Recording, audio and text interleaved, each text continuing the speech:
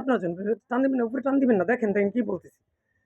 কি মারাত্মক জঘন্য কথা যে রমজান মাসে রোজা রেখে মোবাইল ধরতেই পারবেন না। এবার প্রশ্ন, যারা রোজা থাকে না তারা কি ধরতে পারবে? বিস্তারিত ভাই ভিডিওটা সম্পূর্ণ দেখেন, তাইলে বুঝবেন যে আসলে বিষয়টা কি। এনে বিষয় হচ্ছে, আমি রমজানে রোজা রেখেছি বা নামাজ পড়ছি না, এটা কেমন হলো? সেটাও কিন্তু ঠিক না। রমজানের রোজা রাখছি, আমাকে নামাজও পড়তে হবে। রমজানে যেহেতু রোজা রাখছি, অবশ্যই ইনশাল্লাহ আমাকে তারাবি নামাজও পড়তে হবে। এখন প্রশ্ন, রমজান আমি রোজা যেহেতুই রাখছি, মোবাইলটা কেন ধরতে পারবো না? রোজা আমার প্রয়োজন, ফোন দিতে পারি, বিভিন্ন জায়গায় দরকারি হতে পারে, বিভিন্ন অ্যাপস দেখতে হবে, অথবা বিভিন্ন কার্যক্রম মোবাইলের ভিতরে আমার কার্যক্রম, অথচ আমি রোজা রাখছি, অথচ সিয়াম রাখছি, অথচ আমি মোবাইল ধরতে পারবো না, ব্যাপারটা কি?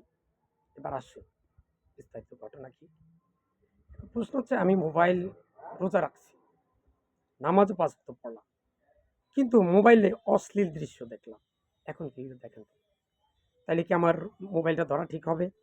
এবার আসেন, আমি রোজা রাখলাম, যেখানে জয় পরাজয় আছে ওটাই হারাম, তাহলে ক্রিকেট, খেলাধুলা, বিভিন্ন আজেবাজে গেমস, ফ্রি ফায়ার, যেগুলো ইসলামে স্পষ্ট হারাম, জুয়ার সাথে সম্পৃক্ত, তাইলে আমি কি মোবাইল ধরতে পারব? হেডলাইনের সাথে কথা ঠিক আছে? আচ্ছা, আমি মোবাইল রোজা রাখলাম, কিন্তু কি করলাম, মোবাইলে এমন কারোর সাথে কথা বললাম যেখানে গীবতের কথাবার্তা বললাম, তারপরে আমি মানুষকে হুমকি দিলাম, ইসলামী শরীয়তে অনুমোদন দেয় না এভাবে রিলেশনের কথাবার্তা বললাম, কারোর সাথে প্রেম প্রীতি ভালোবাসা করলাম, চ্যাটিং করলাম, খারাপ দৃশ্য দেখলাম, আজেবাজে ভিডিও দেখলাম, দরকার নাই এরকম নাটক দেখলাম, টাস খেলাইলাম, জুয়া খেলাইলাম, এটার ভিতরে ক্রাম বোর্ড খেলাইলাম, ওই টাইম পাস করছি, নাউজুবিল্লাহ। অথচ রোজা রেখে টাইম পাস এরকম? আপনি কোরআন তেলাওয়াত করবেন, সুবহানাল্লাহ, আলহামদুলিল্লাহ, আল্লাহু আকবার বলবেন, জিকির আজকার করবেন, 5 ওয়াক্ত নামাজ পড়বেন, নামাজে দাঁড়িয়ে যাবেন, সালাত আদায় করবেন, নফল নামাজ, নফল ইবাদত বেশি করবেন, নাকি এটাই তো? তাহলে আসুন আজ থেকে আমরা মোবাইল ধরবো ইনশাল্লাহ, সেটা ইসলামের জন্য হতে হবে। আকাম সাকাম কুকর্ম যেটা দিয়ে পাপের কাজ হবে, তখন আমার মোবাইলটা ধরা ঠিক হবে না। আসলে তখন আমি মোবাইল ধরতেই পারবো না। কি কথা ঠিক আছে ভাই? তাহলে আসুন আজ থেকে আমরা মোবাইলটা ইসলামের কাজে ব্যবহার করি, ইসলাম প্রচারের কাজে ব্যবহার করি। ভাই, কোরআন তেলাওয়াত করতে হবে, কিন্তু রোজা গেলে গিয়েও কিন্তু কোরআন তেলাওয়াত করতে হবে প্রতিদিন। ওটা অনুসারে আবার আপনি চলতে হবে, হাদিস অধ্যয়ন করতে হবে, হাদিস পড়তে হবে, কোরআন তেলাওয়াত শুনতে হবে। আপনার বাড়ির সবাইকে কোরআন তেলাওয়াত পড়ার জন্য বলতে হবে যে বসে বসে পড়ো, নামাজ পড়ো, লা ইলাহা ইল্লাল্লাহ জিকির করো, সুবহানাল্লাহ, আলহামদুলিল্লাহ, আল্লাহু আকবার, এটি বলো।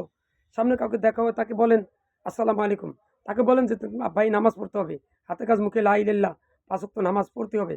ভাই আপনি তো জাকাত দেন না, আপনার ভাই জাকাত দিতে হবে, বলতে হবে মানুষকে, নিজেও দিতে হবে। ভাই আপনি তো রোজা রাখেন না, একটু রোজা রাখার জন্য চেষ্টা করেন। দাঁড়িয়ে নেই, তাকে বলবেন যে ভাই দাঁড়িয়ে রাখুন। এভাবে প্রত্যেকটা কাজ আমাদেরকে বলতে হবে। কেউ সেরেক করতে দেখতেছেন, তারা বলবেন যে ভাই সেরেক কথা বলবেন না, সেরেক কাজ করতে পারবেন না। তাবিজ দিতে হবে, বলবেন যে ভাই তাবিজ দিবেন না। অন্যকে গালাগালি করতেছে, গিবত করতেছে, ভাই গিবত করবেন না। ইয়াল্লাহ, শিরিক, আমি সহ পৃথিবীর সকল মুসলিম উম্মাকে তুমি সেরেক, বেদাত, কুফরি ও গিবত মুক্ত রেখে মৃত্যুর সময় মুখে যেন লা ইলাহা ইল্লাল্লাহ পড়ে যেন মৃত্যুবরণ করতে পারে, সেই তৌফিক দান করো। ইয়াল্লাহ, সর্ব অবস্থায় আমাদের ইমানের হেফাজত করো, বিশেষ করে যখন আমাদের মৃত্যুর খবরটা দিবা, তখন শয়তান যেন ওয়াসওয়াসা দিয়ে আমাদের ইমানকে ধ্বংস করে, বেঈমান করে যে মৃত্যুবরণ না করাতে পারে, সেই তৌফিক দান করো। মৃত্যুর সময় আমি সহ পৃথিবীর সকল মুসলিম উম্মার মুখ দিয়ে তুমি বাইর করে দাও লা ইলাহা ইল্লাল্লাহ। ভিডিওটা বেশি বেশি শেয়ার করুন। আসসালামু আলাইকুম।